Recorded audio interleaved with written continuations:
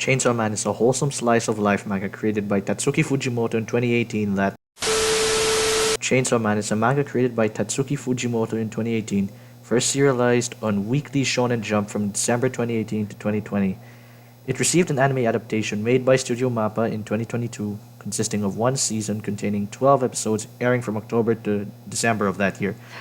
3 fucking years later, there still hasn't been any new season. However, Studio Mappa released a trailer for the movie Reze Arc in December of 2023, expected to come out this year, 2025. Hell yeah. There are 5 things a nigga must wait for this year. First, GTA 6. Second, the Chainsaw Man Season 2/movie. Third, Mario Kart 9. Fourth, Dress Up Darling Season 2. And fifth, Komi-san Can't Communicate Season 3.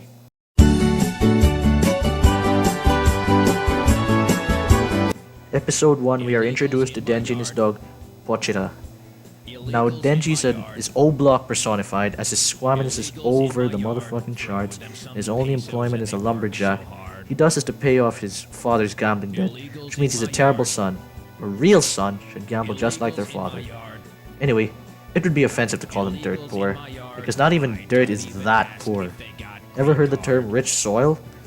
Broke niggas being harassed by the ballers from GTA San Andreas to pay his debt faster, otherwise they're gonna add 2 more balls to the McPlay place. And naturally, a nigga can't XP farm the entire Aokigahara forest within 24 hours. Since this is the damn Yakuza, they keep their word from trapping him in the Inglewood swap meet to get jumped by crackheads who were victimized by the recent Los Angeles fires. Broke boy and his dog are outnumbered 50 to 1, and the zombies maul them alive, leaving their cadavers inside the dumpster. Then Pochita comes inside of Denji, fills him with his spirit from head to toe, and thus creating the Chainsaw Man. Bars! This gives him the strength to fight the California crackheads, fucking solo them, until the Philippine National Police arrive to the swap meet. We're introduced to Makima, a bad mom, the leader of Special Division 4 for the LAPD, and she is intrigued by all the dead smackheads on the floor, wondering if this was Denji's work. He replies yes, and she introduces herself as public safety and gives him an affidavit saying either she'll smoke him or keep him as a pet. If I'm being for real, I'd take the second option within a motherfucking heartbeat. Screw dignity, Dummy Mommy is much cooler. Day this Christmas, those illegals in my yard. Episode 2. Makima takes Denji out of Smoky Mountain Tondo and gets to know him more. He explains the full implications of this affidavit, saying that he is officially subhuman now like a nigger, only allowed to respond to her with yes and woof, and if he doesn't fulfill his side of the contract, gets put down. Denji starts thirsting for Makima, reasonably so I might add, going over about how he both finds her sweet and scary, and Makima treats him for breakfast, feeding him some good fucking food for once. Dwayne Black if he never had this. She even fucking feeds him, like here comes the airport. New video shows the moment an American Airlines plane and a military helicopter collided mid-air. Denji really gets fired up now, how to act the fuck up, and asks, "Do you have a type in guys?"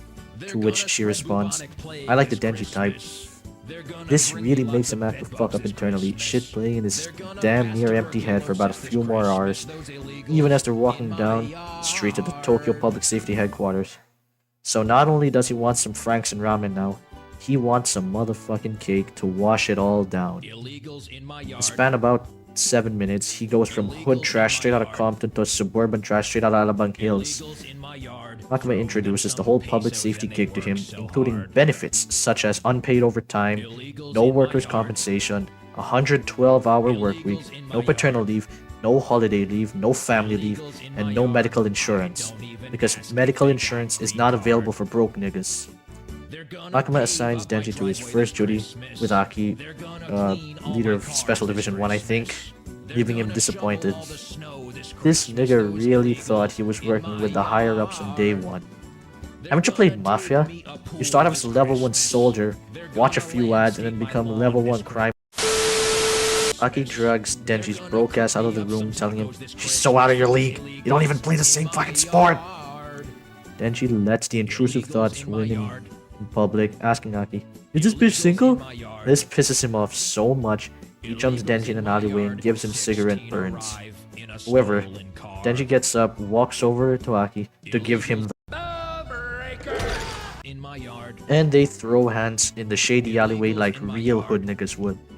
Of course, assaulting a fellow coworker lands you into a bit of trouble, so they now have to go to the principal's office. And Makima comes up with a solution, which is basically the adult version of forcing them to hold hands. So her solution is now Denji has to fucking live with Aki. And so like any hood nigga, he turns the nice apartment into a fucking crack den overnight.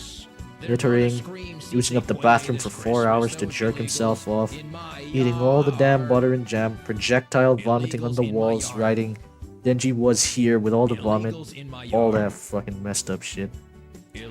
Later they raid a deserted house, find a devil in there, and also a bunch of porn. Denji goes from boy to man in the blink of an eye as he discovers the wonder of hentai, realizing revenge is the sweetest thing next to getting pussy. Having a whole motherfucking epiphany. The greatest discovery since Columbus landed in Cuba in 1492. They go back to Public Safety HQ, where they are introduced to Power, another fiend part of Public Safety. One word to describe her. Pure motherfucking unadulterated chaos. They're given another task, kill more devils. Find out that Power is the blood fiend, able to smell blood from a mile away like a motherfucking great white shark can. So smells blood, is drawn to it, and right away goes in for the kill. So you'd expect this to be something big and scary, right? Like a beast that not even Lovecraft could conceive in his head, right? Fucking Cthulhu.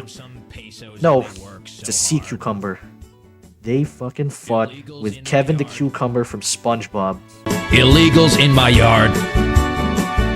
Episode 3 starts with Power and Denji getting in trouble for spilling a bit too much pickle juice while trying to fight Kevin the Cucumber. And so they pull a straight up elementary school move going, "Nuh-uh, he made me do it!" And shit.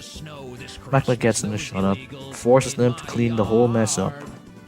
Later that night, Denji contemplates getting frisky, wondering whether or not he should take a swig from the calcium cannons, while Power is busy chilling with a street cat.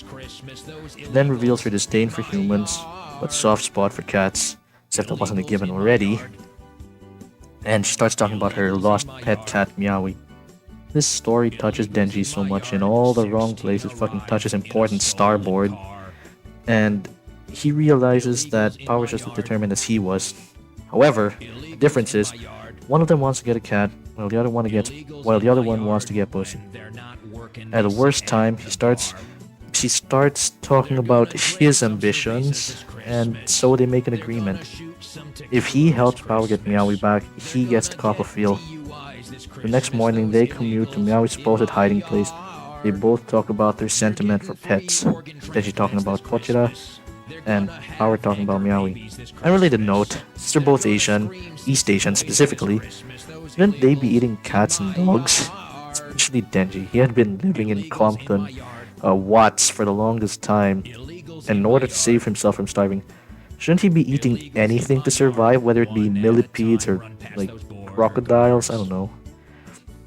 Anyway, we cut to Makima having a press conference about the whole crisis, how the USA and USSR are still fighting, and somehow demons are involved. Hold on, does this take place like in 1997? Why is there still USSR? Well, probably different timeline. Hopefully, Rodrigo Duterte still becomes president of the Philippines in this timeline, because he would have this issue solved in 5 hours. Anyway, after the meeting, Makima justifies her interest for Denji, saying he's a good fighter, but to shorten it for you guys, like Drake, she likes him young. To any nigga who talk to her and they still in love, make sure you hide your little brother from her. Back to Denji and Power. They're now in the destroyed rice fields from the Mount Pinatubo eruption, trying to find Meowie. However, to get to Meowie, Power has to form a human sacrifice to feed the Bat Devil who's keeping him captive. Knocks Denji out cold, then feeds the nigga to the big black cock.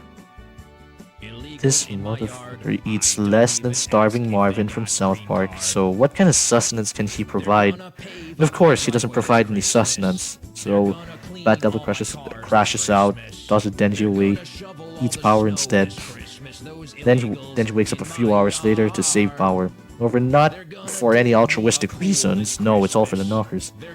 Then they take this fight to the city, and so a bunch of people die. Instead of calling the military or the police, no, let's just hope that one man can fight a fucking nature's equivalent to a B-2 Spirit Bomber. Denji manages to kill the bat in a professional manner, definitely without any collateral damage.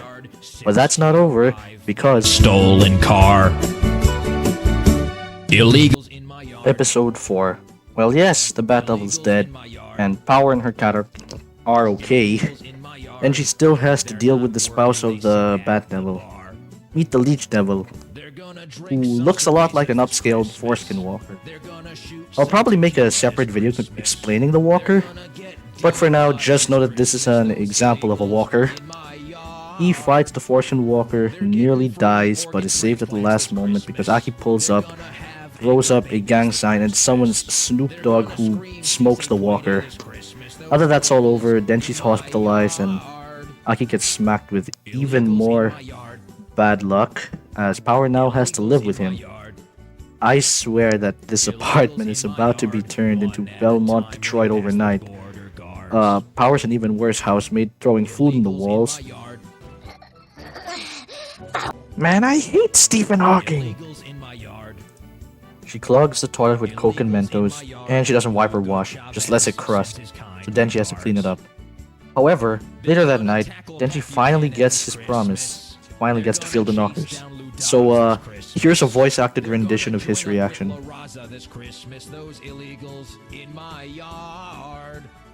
Wait, Ombla? You mean I get to...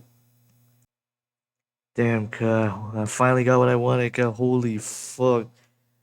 This Christmas, those illegals in my yard. Episode 5. So Denji finally gets what he wanted. He finally felt some knockers! So time for some serious shit again. Or at least I wish it were serious again, since we're on air right now. Denji is still lost in the sauce after that. Real fucking dedicated motherfucker. Okay, now it's serious again. Denji arrives at work, where Makima asks him to stamp paperwork about damages caused by devils. How the fuck is Japan not in recession with this kind of destruction being inflicted every other day, man? So Denji is still doped out. The nigga looks like he just took his first hit from a bomb, fucking shooting acid in his asshole. And Makima notices this, so she asks him what's wrong.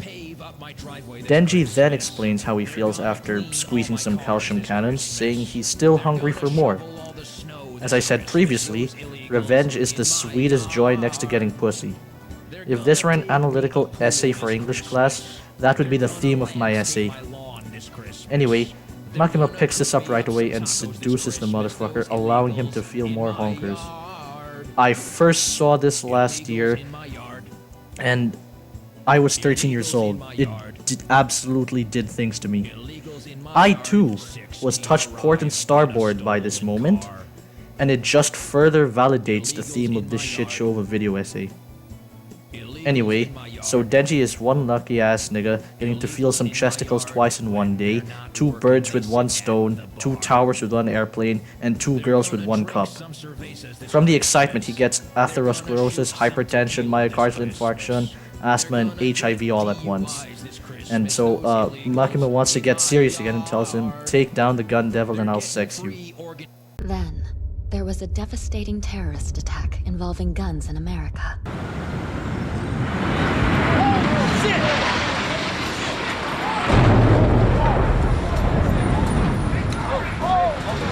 On my orders, the United States military has begun strikes against Al-Qaeda terrorist training camps and military installations of the Taliban regime in Afghanistan.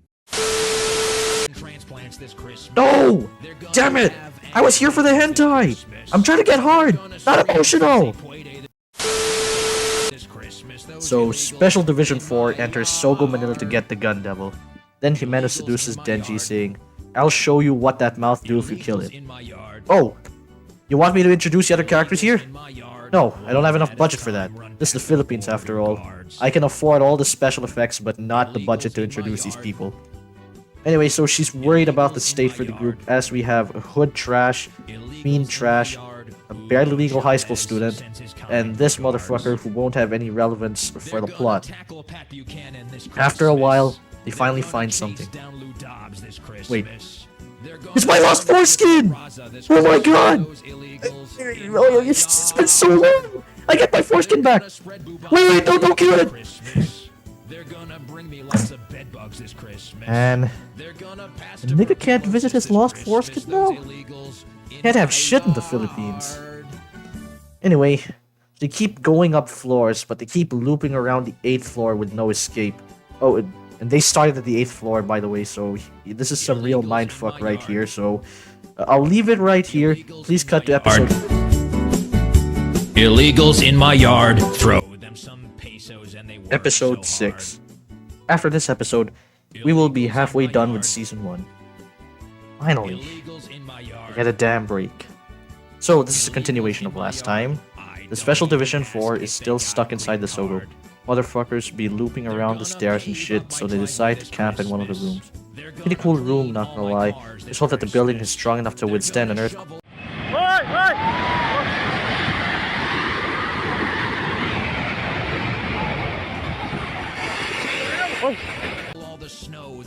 They're all stuck there and decide to spend the time doing it like they do on the Discovery Channel.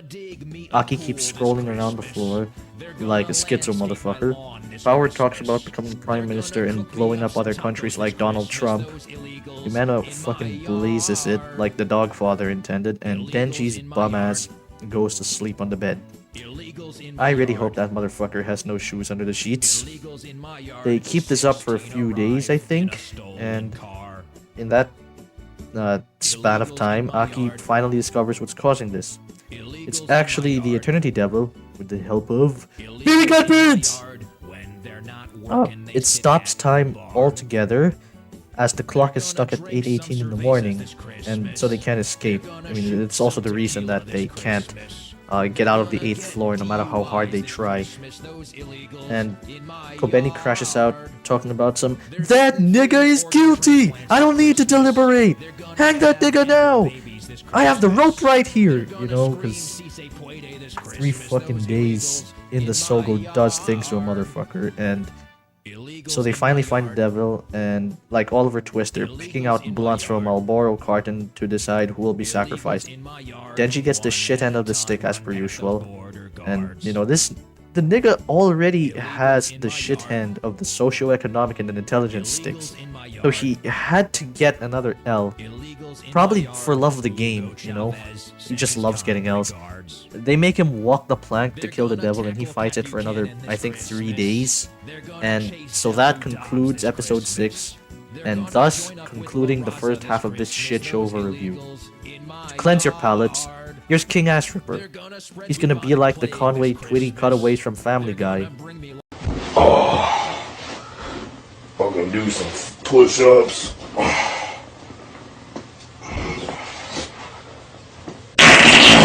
Oh.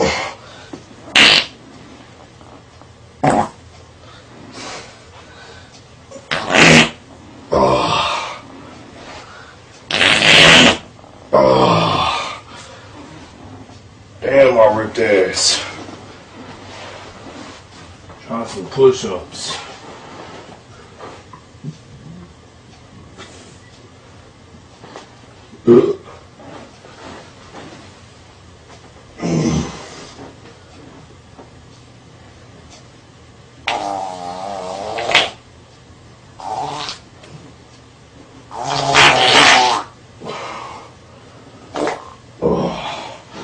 Can't do no more.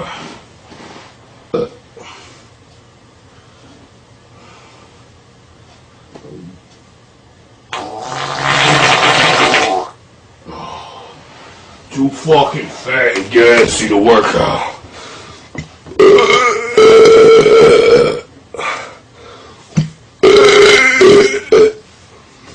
Bring me lots of bedbugs this Christmas. They're gonna pass tuberculosis this Christmas. Episode 7. Denji's finding the Eternity Devil. That's all I need to know about the first 10 minutes. He then kills it, and now Special Division 4 is out of the Sogo.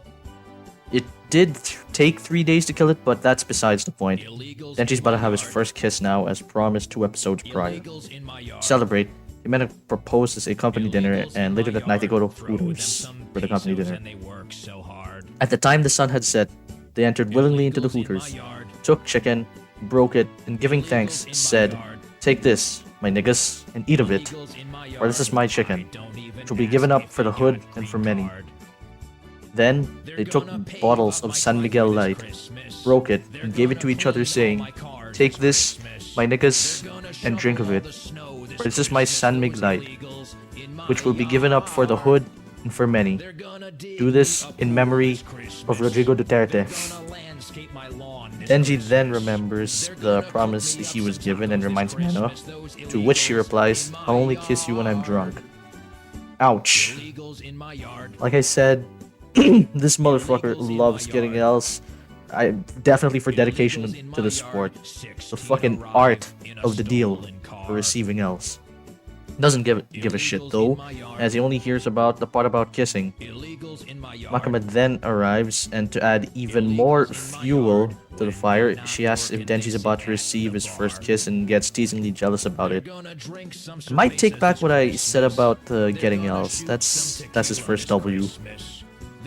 Denji finally gets his first kiss, and at first it felt like he was on cloud 9, till Himeno fucking projectile vomits into his mouth like 2 girls 1 cup. Yeah, never mind, he really likes getting L's. Of course, this knocks the motherfucker stiff, and we don't see him until midnight. In this time, Himeno fucking kidnaps the plebe and tries to seduce him by acting like a cow. Look, I don't give a shit, I like drunk girls. This absolutely did shit to me when I first saw it. Anyway, enough commentary. Here's some voice acting prowess from her English dub VA. Sends his kind regards. They're Wanna do it? Do what? Fuck. Episode 8. I delayed the intro a bit because you motherfuckers needed to see this. This shit did numbers on me when I first saw it. Shit made me consider watching more English dubs. Anyway, so continuation of episode 7. Himeno's fucking inebriated. Probably just butt-chugged fucking Budweisers and Red Horses. So she's trying to seduce Denji. Crazy how she's already drunk and not doing shit properly, but still manages to give me a hard-on. So dense, it was practically forged in lava. Shit is chemically bonded with both an ionic and a covalent bond. Okay, sorry. I just had a 3-course meal of beating the meat, choking the chicken, and tickling the pickle. Just had a visit from the Morning Wood Fairy and not the Tooth Fairy. I can review again. Our nigga Denji has been given an offer he cannot refuse, and he still turned it down. It actually hurts to watch. Personally, I would roofie bitches to get them to act like this in bed, but I don't want to get in any trouble with the law here. I just have to hope they get drunk enough. Where she's unbuckling the motherfucker's shorts, ready to slob on his knob like corn in the cob, till she finds a lollipop in his pocket. This lollipop came from Makima, and that pisses her off that her prey is seeing another predator. So Denji sleeps on the floor for that night, and the next morning they let bygones be bygones. Personally, I wouldn't, and I'd still ask for my morning sex, but to each their own, I guess. They have breakfast on the balcony. They talk about their taste. Denji's thirsting over Makima while Himeno's thirsting at Akemi. They agree to help each other with getting their love interest. I mean, we already all know Denji's taste, but did you know that Himeno also likes him young? Yeah, no wonder Japan has declining birth rates. Parents don't want their children being swept up by creeps. So now we cut to Makima. She's on the Shinkansen heading to Kyoto then. Whoa! Yeah, she just got whacked by the Yakuza, but I guess she'll be alright. The other Special Division 4 members are put to sleep with the fishes, starting with Arai. I finally remembered his name. Denji hears it and asks, "What's that?" As if he didn't grow up in South Central Inglewood with Bloods and Crips by his side. Then while they're eating, Denji gets slid on by the ops, then the ops try to get everybody else. This nigga has worse aim than the ballers, so this buys enough time for the rest of them to jump the motherfucker. Katana Man and Snake Girl pull up. He rips out Aki's heart and he slowly bleeds out, damn near dying. Then Himeno tries to fight the Katana Man using the classic "I can't breathe" method, but she's crushed by the foreskin walker and dies. So over. The ops got her. They can't keep getting away with this! Now, before I end episode 8, I just wanted to bring up the fact that she was a heavy smoker and presumably a heavy drinker too. But get this, it never hindered her, even when she was fighting to the death, literally. What killed her was the foreskin walker, not bronchitis or a heart attack from smoking, and not liver cirrhosis from the alcohol. Meanwhile, the Pope damn near dies from getting the flu, which somehow evolves into pneumonia. He never smoked, by the way, so Himeno 1 and Pope Francis 0. So hard. Illegals. Episode 9. So Himeno is dead now. May she rest in Parmesan. Then she tries to fight back. He actually does put up a terrific fight. Tremendous job. These are the type of workers that represent America. This Chainsaw Man is one hell of a guy. I'm better, but he's still pretty good. Up yours, Lips. Oh, he's dead. Anyway, back to the Shinkansen. Makima revives herself and kills the motherfuckers who blasted her. Then she stops at her station. She meets with 2 other devil hunters, where she's notified about the recent gang shootout that took place in the east side of New York City. Then she drops some cold ass bars after being asked, "You have blood all over you." Oh, it's not my blood. Then they discuss what to do now that the ops got the homies, and so they rent out the highest temple in the city and get the niggas from Death Row. Not the niggas from Death Row Records, so no Snoop Dogg or Dr. Dre. Actual niggas who are scheduled to be executed. So to fight back, Makima starts throwing up gang signs, and it works. As she fucks them all with no Vaseline. Back to Tokyo, Benny approaches the ballers for revenge, and she finally kicks ass for once instead of bleeding her tampons. And she goes back to some sensitive shit saying, I shouldn't have tried to kill you before. Now I let everybody die. I couldn't make it a shell city. I didn't get the crown, save the town, and Mr. Krabs. And Makima returns to Tokyo, and that's about it. See ya. So anyway, please roll episode. My yard, one at a time, run past those border guards. Episode 10. Denji and Power are visiting Aki in the hospital, then they steal his shit. Denji feels bad though, so he leaves one apple for him, then they leave him be. Aki's still recovering from everything, fucking obviously, so much so that smoking gives him a PTSD attack, reminds him of Himeno, and as I said, rest in potatoes Himeno. Denji hears him crying, and he also starts to reflect on the pussy that he could have gotten but stupidly decided to turn down. Aki just can't catch a break, so even more motherfuckers visit him. These were the Kyoto agents from the last episode. Later, Makima takes him and Power to a graveyard and tells them that they need training. She brings them to Kishibe, a drunk old bastard who probably fought Charlie in the trees or fought in Desert Storm. He trains the motherfuckers by hazing them just like UST or Philippine Normal University. Back to the hospital, the agents tell Aki that overnight he got a vasectomy so he can't use the Fox Devil or his sword anymore. And just when we all thought that this was his last visitor, Himeno's sister comes in too. At least I think that is. Denji and Power are still in the graveyard covering from their wounds, and they plan how they can get back at Kishibe for kicking their asses 6 days to Sunday. The next morning they try it, and it fails fucking spectacularly. Now that Aki is well enough, he's discharged from the hospital and goes to find a new contract with another devil. This shit looks like Hood Safari from GTA, fucking expecting Lamar to pull up for a coke brick, but he's given drywall instead like in the game. But basically how this works is that they give up an organ, I think, and then they gain the devil's powers. Look, I'm a fish guy, not a supernatural guy. But that explains why Himeno's missing an eye. She gave it up as her contract with the ghost devil. Aki's now about to form the contract, but it's cut short since we need to get to episode 11. In my yard. Illegals in my yard. Episode 11.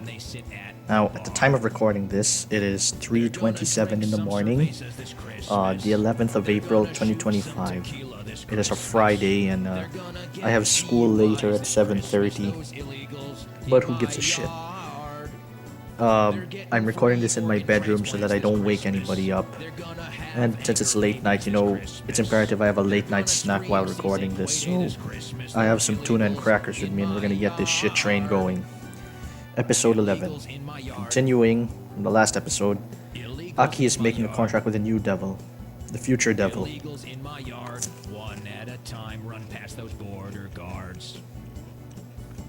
The future devil doesn't really know what he wants from Aki, so he asks to see his future. He reached an agreement that the future devil gets to live inside his right eye, and he'll give him his powers. They're gonna tackle Pat Buchanan this Christmas. They're gonna chase down Lou Dobbs this Christmas. They're gonna Back to Denji in power. You're in training with Kishibe. You're good enough. Point, you don't need to do it daily anymore. Until they do it weekly. However, they now have to fight Snake Girl and Katana Man. We're planning to get rid of them too. Then, Makima meets with the Yakuza as they attack Special Division 4. She wants the names of all the motherfuckers who signed a contract with the Gun Devil. Not just from his family, but also from the other 5 families. Some Godfather type shit. And the Yakuza boss ain't no op. Turns it down, saying that it'll provoke a gang war between the Grove Street families and the Ballas. He decides to stir the pot even more by making fun of Makima, which she doesn't take lightly at all. She pulls out a Desert Eagle with a switch. She pulls out a bag containing the eyes of everybody's loved ones. Basically using the Yakuza's game against them. Like that shit in The Godfather where they stuff a horse's head under Waltz's bed. On that topic, I'll probably make another video about The Godfather after this one.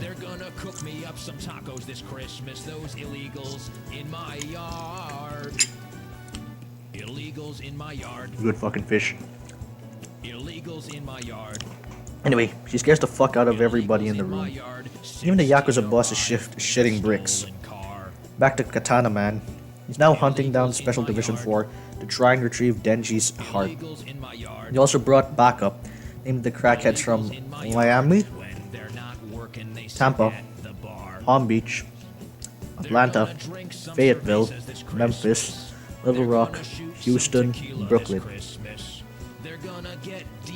Oh, and of course the crackheads from Los Angeles who survived the fires.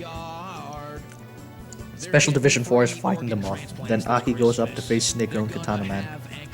Snake Girl pulls out the Ghost Devil and uses the I can't breathe maneuver on him. Please roll the next episode. Yard. Illegals in my yard.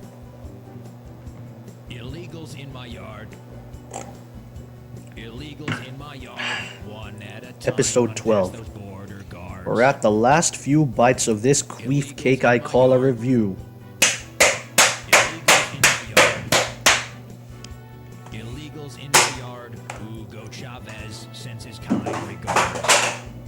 Aki's about to die, but then he gets flashbacks of when he first met Himeno.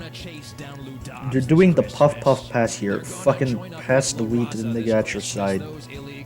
The Ghost Devil eventually lets go of him, then hands him a blunt with a letter from Himeno. I'll read that bitch to you all real quick. Here's what she fucking wrote.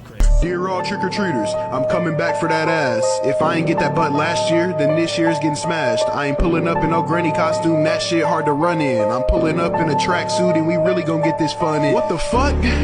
What that mean? Since the erectile force is the strongest unit of force according to the laws of physics, this gives him the last motivation to go up and kill the Ghost Devil.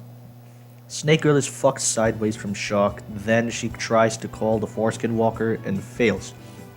Kobeni is behind her, ready to slice her jugular open like a buko tree. Back to Denji.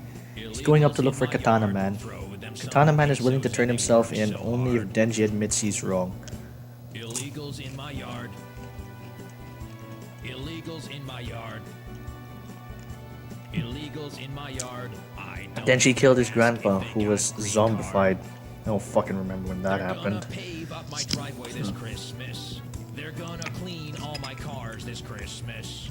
They're gonna shovel all the snow this Christmas. Those illegals in my yard. They're gonna dig me a pool this Christmas. So that's why he went for Special Division 4. An eye for an eye, basically. Denji refuses, and so they throw hands instead. They take this throughout the city, even on the subway. Shit like this is why I refuse to ride subways. You'll find the goofiest fucking things in the subway, like people dry humping, people shaving their legs, people smoking crystal meth, and I might get robbed, all that shit. Oh, and this isn't limited to the Philippines.